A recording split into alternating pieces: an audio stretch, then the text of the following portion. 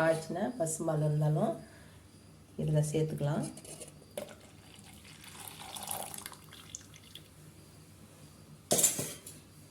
இதில் நமக்கு நம்ம இஷ்டம்தான், சர்க்கரை எவ்வளோ போடணுமோ நம்ம போட்டுக்கலாம். நீங்கள் உங்களுக்கு டேஸ்ட் எந்த அளவுக்கு பிடிக்குதோ அந்த அளவுக்கு சர்க்கரை போட்டுக்கோங்க. சர்க்கரை போடாமல் உப்பு பால் அதை மட்டும் சேர்த்து குடித்தாலும் நல்ல ஹெல்த்தி தான். இல்லை பழக்கம் இல்லை அப்படின்றவங்க இந்த காய்ச்சல் பாலை சேர்த்து கொஞ்சம் சர்க்கரை சேர்த்துக்குங்க.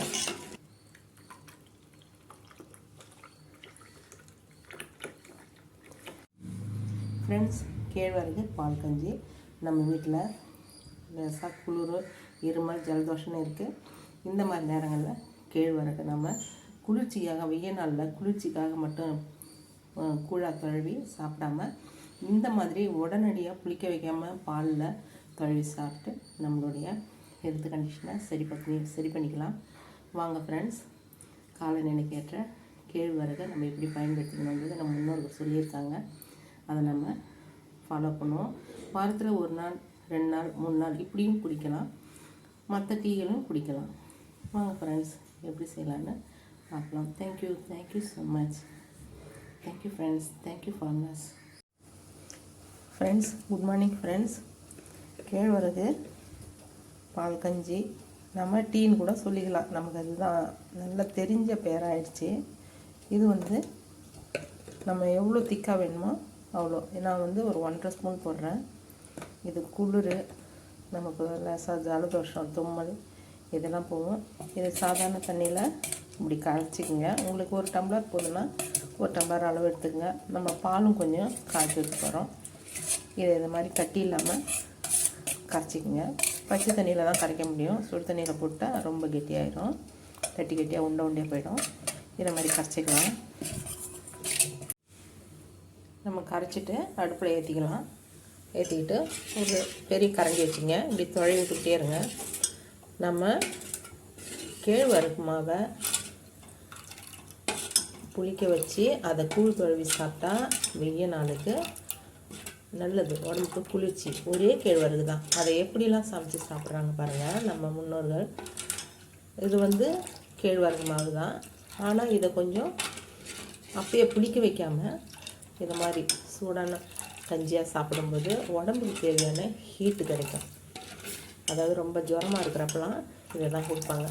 இதுலேருந்து தான் ஹார்லிக்ஸுன்னு சொல்லிட்டு நமக்கு பாட்டிலாக வாங்கி நாம் உபயோகப்படுத்திட்டோம். நம்மளுடைய கேழ்வரகை தூக்கி நம்ம கம்பு, கேழ்வரகு எல்லாத்தையும் போட்டு ஹார்லிக்ஸுன்னு சொல்லிட்டாங்க. இதை நீங்கள் சாப்பிட்டு பாருங்க. நம்ம இதுதான் ரொம்ப ஹெல்த்தியானது. காலையிலே குடிக்கலாம். குழந்தைங்களுக்கு நல்லா ஆற வச்சு கொடுங்க. இது சூடாக குடிக்க முடியாது, கதகதப்பாக குடிக்கலாம். இந்த சிம்பிள் ஃப்ளேம் வச்சுட்டேன். இந்த கலர் மாறுது பாருங்கள், கூழ் மாதிரி மாறுது பாருங்கள். 1 நிமிஷம் தான், 1.5 அதிகபட்சம் 2 நிமிஷம் ஃப்ரெண்ட்ஸ். இது மாதிரி ஆகிடும். இது நம்ம லேசாக உப்பு சேர்த்து ஆரம்பித்து அப்படியே குடிக்கலாம். இல்லை பசங்க அப்படி குடிக்க மாட்டாங்க, நம்ம வீட்டில் இருக்கிற மற்றவங்களாம் இது மாதிரி பிடிக்கல அப்படின்னு சொல்கிறவங்க கண்டிப்பாக இதில் பால் இது சும்மா டீ மாதிரியானதுன்னா ஒரு சிட்டிக்கு உப்பு போதும், போட்டுக்குங்க. நிறைய வேணாம், ஒரு சிட்டிக்கு உப்பு போட்டு இதை செஞ்சுக்கலாம். நமக்கு காய்ச்சின பசும்பால் இருந்தாலும் இதில் சேர்த்துக்கலாம்.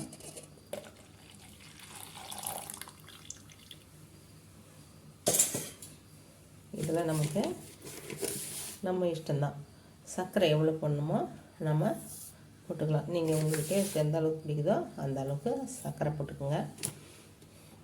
சர்க்கரை போடாமல் உப்பு பால் அதை மட்டும் சேர்த்து குடித்தாலும் நல்ல ஹெல்த்தி தான். இல்லை பழக்கம் இல்லை அப்படின்றவங்க இந்த காய்ச்சல் பாலை சேர்த்து கொஞ்சம் சர்க்கரை சேர்த்துக்குங்க.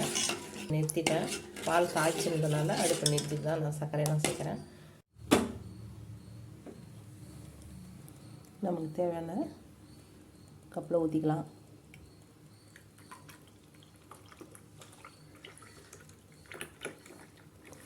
நமக்கு திக்காக வேணும்னாலும் இந்த அளவுக்கு திக்காக எடுத்துக்கலாம். இது ஆற ஆற நமக்கு திக்காகிக்கிட்டே வரும்.